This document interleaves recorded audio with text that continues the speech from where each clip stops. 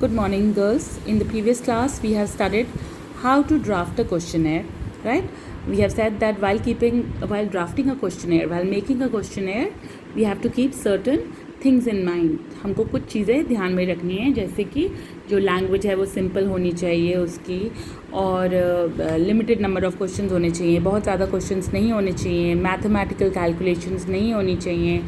आपको जो क्वेश्चंस हैं वो सिंपल येस नो और समटाइम या फिर मतलब सिंपल ऑल्टरनेटिव्स आंसर होने चाहिए. आपको पिक एंड चूज़ वाले आंसर होने चाहिए, लीडिंग क्वेश्चंस नहीं होने चाहिए और ओपन एंडेड क्वेश्चन नहीं होने चाहिए हमारे क्वेश्चनेयर में. ऑल्सो वो क्वेश्चंस जो कि हर्ट करते हैं रिस्पोंडेंट की पर्सनल फीलिंग्स को, वो सब नहीं होने चाहिए, राइट. ये देखते हुए हमने एक क्वेश्चनेयर बना लिया. Now that we have made a questionnaire, हम इसको सीधा ही directly we cannot use it for conducting a research. What do? We do a pilot survey, right? Now what is a pilot survey? Pilot survey means pre-testing the questionnaire. Okay, it is pre-testing the questionnaire. हमको क्या करना है, questionnaire को हमको पहले क्या करना है, यूज़ करने से पहले हमारे को टेस्ट करना है. इसके क्या फ़ायदे हैं? इसके बहुत फ़ायदे हैं. सबसे पहले ये हमारे को बताता है कि हमारा एक्चुअल में कॉस्ट कितना आएगा. ये हम कुछ लोगों पे टेस्ट करते हैं, पहले छोटी सी पॉपुलेशन के उस पर भरवाते हैं. इससे हमें अंदाज़ा हो जाएगा कि कितना कॉस्ट और टाइम लगेगा. इससे अगर हमारे क्वेश्चनेयर में कुछ शॉर्टकमिंग्स हैं उसके बारे में हमें पता चल जाएगा. जैसे कि अगर एक पर्टिकुलर क्वेश्चन है जिसका रिस्पोंडेंट आंसर नहीं दे रहे, तो हमें ये पता चल जाएगा कि हमारे इस क्वेश्चन में ही कुछ खराबी है, right. So we can make the corrections. And also it tells us the effectiveness of the enumerators. ठीक है, ये हमें बता देगा कि हमारे एन्यूमरेटर सही से काम कर रहे हैं या नहीं कर रहे, और अगर नहीं कर रहे हैं तो उनको ट्रेनिंग की आवश्यकता है कि नहीं है, right. So pilot survey is basically pre-testing the questionnaire on a smaller population before it is actually used for collecting information, and it has the benefits that it tells us about the actual time and cost involved. It tells us if there are any shortcomings in the questionnaire, and it also tells us whether our enumerators are effective or whether they require further training, right. That's the end of primary data. We have done what is primary data. We have done the various methods of collecting primary data, जिसके अंदर हमने direct personal interview, indirect personal interview, questionnaire, correspondent method etcetera, ये सब हमने इनकी बात की थी. Now will move on to the secondary data. As you all know, secondary data is the data which is already existing. This is the information which has been already collected by another agency for its own use. It could be for this purpose or it could be for any other purpose. We are not collecting any new information. We are simply using the information which is already existing. जो पहले से मौजूद information है, हम उसको use कर रहे हैं. जैसे कि इंटरनेट से, न्यूज़पेपर से, मैगज़ीन से जब हम इंफॉर्मेशन कलेक्ट करके अपने स्कूल का प्रोजेक्ट बनाते हैं, so what are we doing? We are making use of secondary data, right. Now sources of secondary data, there are various sources of secondary data. They could be published sources or it could be unpublished sources. Published sources कौन सी होती हैं? जो कि printed होती हैं, ठीक है. ये sources जो हैं ये print कर दी जाती हैं, ये print media में आ जाती हैं. और unpublished sources कौन सी होती हैं? जो print नहीं की जाती, पर ये files में, ये हमारे desktop पे मौजूद रहती हैं, ठीक है. तो ये secondary data हमें कहाँ से मिलता है? Let's look at the published sources, right. सबसे पहली पब्लिश सोर्सेज हैं government publication. Government publication means print, okay, printed medium. Government की जो जर्नल्स हैं, गवर्नमेंट की जो मैगजीन्स हैं, those are called government publications, right. Now the government of India publishes is a very very important source of secondary data. Government publications जैसे कि government की reports आती हैं एम्प्लॉयमेंट पे. Census of India, census of India क्या है? ये जो हमारी जनगणना की रिपोर्ट्स हैं, those are very very important source of secondary data, right. Then we have publication of the international bodies.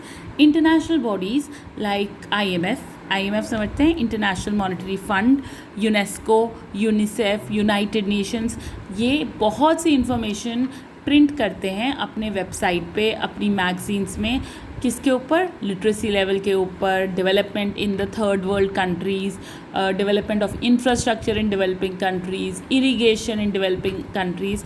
तो इनसे हम इंफॉर्मेशन कलेक्ट कर सकते हैं और ये क्या हो जाते हैं, ये हमारे एक important source of secondary data है। थर्डली, सेमी गवर्नमेंट पब्लिकेशंस, ये क्या हैं? हमारे देश में हर स्टेट में म्यूनसिपल कॉरपोरेशंस और म्यूनसिपैलिटीज़ हैं जो कि डाटा कलेक्ट करती हैं और पब्लिश करती हैं। किस पे? बर्थ रेट पे, डेथ रेट पे, कंडीशन ऑफ रोड्स पे, हाउसिंग कंडीशन पे। तो हम उनसे इंफॉर्मेशन ले सकते हैं। So they are also an important source of secondary data. Newspapers and magazines, of course, they collect a variety of information which they publish. Then research scholars, वो लोग जो कि PhD कर रहे हैं, वो क्या लिखते हैं? थीसिस लिखते हैं और उसको क्या करते हैं? प्रिंट करते हैं, which becomes an important source of secondary data. Joint stock companies, joint stock companies कौन सी होती हैं? ये कंपनीज़ होती हैं जिनके बहुत से जिनके हम शेयर्स निकालते हैं और ये हर क्वार्टर में अपने प्रॉफिट्स, अपने कॉस्ट, अपने सेल्स के ऊपर रिपोर्ट्स प्रोवाइड करती हैं, विच become an important source of secondary data. यही सारी एजेंसीज़ कुछ इन्फॉर्मेशन तो प्रिंट कर देती हैं, तो ये बन जाती हैं पब्लिश सोर्सेज, और कुछ वो इन्फॉर्मेशन उनको लगता है ज़्यादा ज़रूरी नहीं है पर उनके पास है, जिसको वो अपने डेस्कटॉप, अपने फाइल्स वगैरह में रखती हैं, which becomes a important source of unpublish secondary data, right. Now if you look at two important sources of secondary data in India, they are census of India and the NSSO। NSSO क्या है? National sample सर्वे organisation. ये दोनों ही important sources of secondary data in India है। Now census of India क्या है? ये हमें बताता है हमारी condition of the demographic condition के बारे में बताता है, या फिर हमारी पॉपुलेशन की कंडीशन के बारे में बताता है। सरकार जो है हर 10 साल बाद सेंसस कंडक्ट करती है। सेंसस का मतलब है जनगणना कंडक्ट करती है, जिसमें वो पॉपुलेशन की एक्चुअल साइज़ काउंट करती है, पॉपुलेशन। सेक्स रेशियो मतलब कितने मेल्स हैं, कितनी फीमेल्स हैं पर 1000 मेल्स, वो उसमें इंफॉर्मेशन कलेक्ट की जाती है। लिटरेसी लेवल, कितने लिटरेट हैं, कितने इलिटरेट हैं। अनएम्प्लॉयमेंट स्टेटस, कितने हेल्दी हैं, कितने हैंडीकैप्ड हैं, ये सब हमारे को बताता है census of India, right. Then you have National sample survey Organisation which collects information about agricultural production, employment status, housing problem, etc., which it prints in its magazine which is called सर्वेक्षण। सर्वेक्षण का क्या मतलब होता है? Inspection. ये एक magazine है नेशनल सैम्पल सर्वे ऑर्गेनाइजेशन की, जो कि हर क्वार्टर, हर 3 महीने बाद प्रिंट की जाती है और ये इंफॉर्मेशन प्रोवाइड करती है। So this also is a very very important source of secondary data. Now before using the secondary data, there are certain precautions which have to be taken, right? There are certain precautions to be taken before using secondary data, because this data is already existing, you have not collected. तो इसको use करने से पहले आपको कुछ चीज़ों का ध्यान रखना चाहिए। सबसे पहले एक्यूरेसी का हमें ये मालूम करना बहुत ज़रूरी है कि ये डाटा एक्यूरेट मेथड से कलेक्ट किया गया है कि नहीं। इसमें कोई बायस तो नहीं है। बायस क्या था? प्रेजुडिस। कोई धारणा लेके तो नहीं है, किसी चीज़ को अच्छा दिखाने के लिए या किसी चीज़ को बुरा दिखाने के लिए तो नहीं ली गई है। तो this information has to be accurate. Then it should be according to the purpose of our study.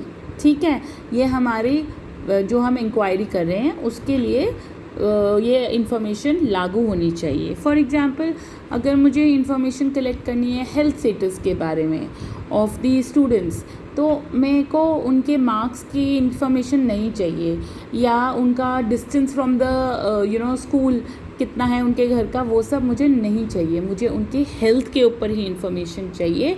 तो मुझे कौन सी इन्फॉर्मेशन चाहिए होगी? उनकी आई साइट, उनके वेट, उनके हाइट के बारे में। तो ये मालूम करना बहुत ज़रूरी है कि वो according to the purpose of inquiry है। The data should be relevant. Relevant का मतलब है it should not be too outdated. बहुत पुराना डाटा नहीं होना चाहिए।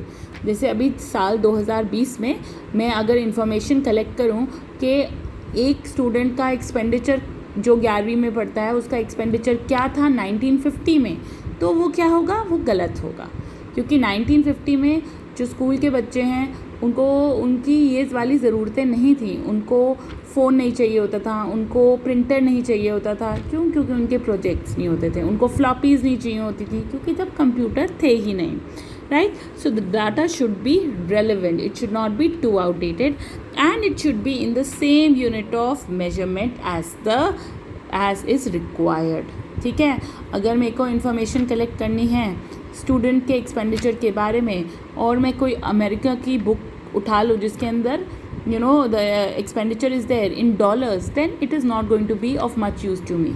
ठीक है, क्योंकि हमारे करेंसी क्या है, हमारी करेंसी है रुपीज़। तो मेरे को डॉलर्स में अगर डाटा है तो मुझे उसको क्या करना पड़ेगा, कन्वर्ट करना पड़ेगा, वरना मैं वो डाटा को यूज़ नहीं कर सकती। सो ये बहुत ज़रूरी है कि वो जो डाटा हम यूज़ कर रहे हैं सेकेंडरी डाटा, वो सेम यूनिट ऑफ मेजरमेंट में हो। तो ये सारी चीज़ें आपको ध्यान में रखनी हैं while you are using secondary data, right? We are going to stop here. From tomorrow we are going to begin with how data is collected. Thank you very much.